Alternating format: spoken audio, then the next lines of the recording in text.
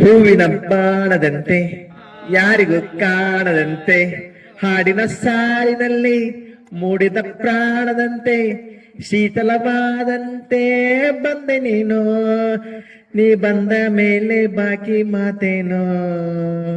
ಹಾ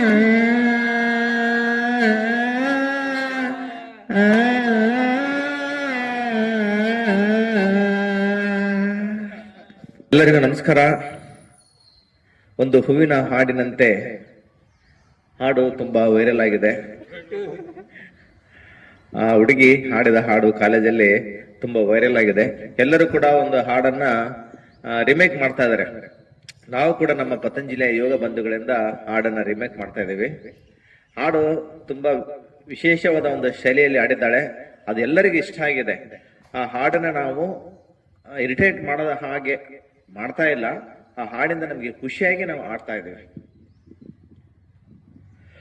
ಹೂವಿನ ಬಾಣದಂತೆ ಯಾರಿಗೂ ಕಾಣದಂತೆ ಹಾಡಿನ ಸಾಲಿನಲ್ಲಿ ಮೂಡಿದ ಪ್ರಾಣದಂತೆ ಶೀತಲವಾದಂತೆ ಬಂದೆ ನೀನು, ನೀ ಬಂದ ಮೇಲೆ ಬಾಕಿ ಮಾತೇನೋ. ಹಾ